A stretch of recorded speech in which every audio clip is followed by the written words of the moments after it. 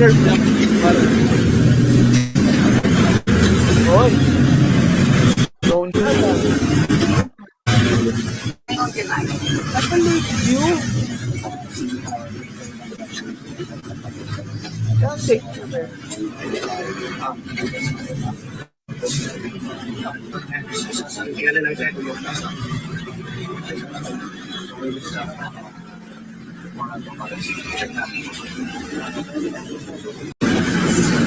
Wala kaming ano doon, hinihinan namin.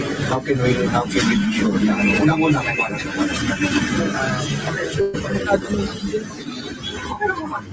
okay lang naman. Again, ito para naman. We will implement it whether you like it or not. Okay? Kahit pa sinasabi nyo wala siya dyan, how can we be sure na wala siya dyan? Okay? With or without yung isa-set namin ito. Okay. Sabihin nyo lang. Kahit sinasabi niyong wala po siya dyan, how can we be so sure na wala po siya dyan?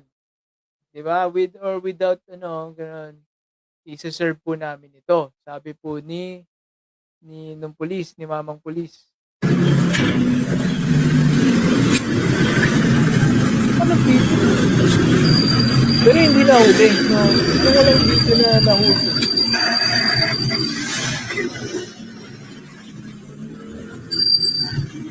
Siyempre, ito yung pulis, medyo kabado ka. Diba? At ang yun eh. Pero yun nga po ang maganda dito sa administrasyon ni Pangulong Bongbong Marcos. Ngayon, wala pong palakasan dito. Hindi pwede yung mga, sikat kang tao, hindi ka mahuhuli. Hindi ganon. Missing sa bungeros, ilang, di ba, ilang buhay ng tao yan, di ba? Yung nawawala. Di ba? Di ba sabi, yan daw yung mga nang chochope eh. Pero kahit man nang chochope sila, hindi naman po dahilan yun para kitilin ang buhay nila, di ba? Eh, nahanap, yan daw po yung mga nakita sa Taal Lake eh. Ng mga... ito yung yung abogado daw di umano ni Atong Ang. Napanood ko nga po yan, no, yung abogado ni Atong Ang. Hiningi lahat ng pangalan nitong mga, parang ang sinasabi nga po nila, pang-de-delay lang yung mga ginagawa. Bakit pang-de-delay? Kasi nga po, kailangan nilang ma-delay, baka nandyan lang sa tabi-tabi, medyo makalayo-layo man lang. Baka gano'n, no? Hindi po kami pateki na binabalita. So yun na nga po, ang isa sa pinakamalakas nung panahon ni Pangulong Digong, no? Ni former President Digong, hinuli. Hindi ba natin to itatopic, oh? Ano lang to, sideline, no? Is there such thing as West Philippine Sea? No, there is no such thing, sabi ni. Hindi ko alam kung yan talaga pinag-usapan nila. Diba yun na, ayoko nga mag-post nun eh, kasi parang nakakakaba, no? Atong Ang, putik, makapahanap tayo itong Ang. Ayan, search natin merong mga, ito yun. Noorin, nagdala ng hagdan ng mga pulis ng walang umanong tumugon sa bahay ni Atong Ang sa sinasagawang pag-serve. Talagang aakitin nila yan, no? Hindi pala. Alright, ito, ano ba to? Ito yung mga ilan sa mga kasama, 9 na pulis ang 9 na sibilyan na kapwa mga akusado ng negosyante na si Atong Ang. Sila rin pala, no, yung 6 na nandun sa loob nung siguro bahay. Hinuli na rin, no? Yan po mga kapwa akusado kasama po ni Atong Ang. Matapos ang ilang buwang investigasyon sa kaso ng mga nawawalang sa bungero, pinaaresto na ng korte ang negosyanteng si Atong Ang. Ayan, medyo tago natin, baka makopyright tayo. At 21 iba pa niyang kasabwat sa kasong kidnapping with homicide. Ito yung sinasabi nyo. Alright, may I get a list? Sabi yun, no? Siga pinapahingi yung mga hinihingi yung lahat ng pangalan ng mga pulis. Yun po yung ginagawa dyan. Syempre, ilan yung mga pulis, diba? Susulat kamay mo pa yung mga pangalan. Pwede namang eventually mo nalang gawin. Atong Ang was not found inside this 5-story Pasig City property after authorities conducted a thorough search from the rooftop to the basement according to CIDG NCR Ship Colonel John Tiagi. Yan, Tiagi. Ayan, oh. Yung mga video nga talaga eh. Huwag natin masyado play, baka maano tayo.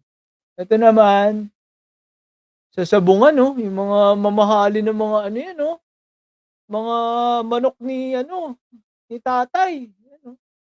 Patuloy na pag-inspeksyon ng NBI sa bawat kwarto sa mahigit 30 hektaryang property na pag-aari ni Chari Atong Ang sa Lipa, Batangas ngayong araw, January 14. Ang dami palang balita tungkol kay no? 'Di ba, nung panahon ni Digong, guys, gusto pang 'di ba inassign siya sa PCSO, 'di ba? Putik, no? Samantalang main suspect sa pag-missing sa Bungero, talagang pag panahon ni Duterte lahat ng mga kaduda-duda, no? May mga illegal activities talagang kadikit ng mga Duterte. Tebes, 'di ba? Tebes, Harry Roque, Kibbs, 'di ba? Pastor Kibbs, wala. Tapos kayo nanaisin niyo pang ibalik sa pwesto itong si Sara Duterte. Yan, balik lahat. Tapos sasabihin niyo, binabaha kayo, itong mga ganitong tao ang prioridad ng mga taong kagaya ng mga Duterte, kumita sila, no? Wala po silang pakialam kung may mga illegal activities yang ginagawa, basta na may may binibigay kang kickback. Dikit kayo, no? Friends kayo with Duterte. Yung mga nagbebenta ng bawal na bato, di ba? Sila Charlie Tan, di ba? Michael Yang, Alan Lim, Lin Weishong, di ba? Charlie Tan, si Kenneth Dong, nakakulong. Di ba?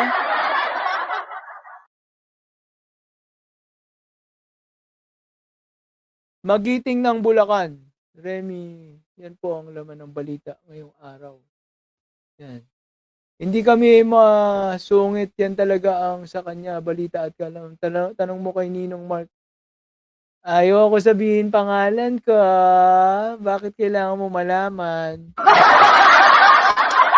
Sungit mo naman kasi Sinyolo gamit name niya as well as Mark Ramos, Mike Rivera, Freddy. Move on ka na, magiting ng Bulacan. Alright, focus po tayo sa balita. Balita at kaalaman. Let's go. Di ba? So, ito guys, ang balitang balita, no? Isipin mo, isang malaking tao, bilyonaryo rin po ito eh. Di ba? Ang gaganda ng mga chicks niyan, di ba? Pero, patunay na walang palakasan sa panahon ngayon, no?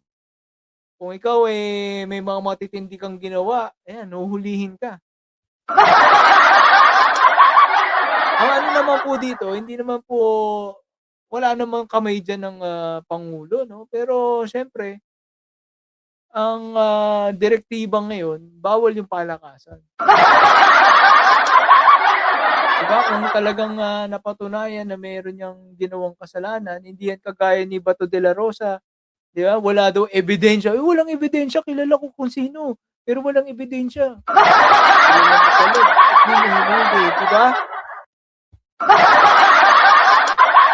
Hinayaan mo maghinagpis yung mga kababayan mo na hinahanap yung mga kamag-anak nila na nawawala, mga missing sa Bungeros.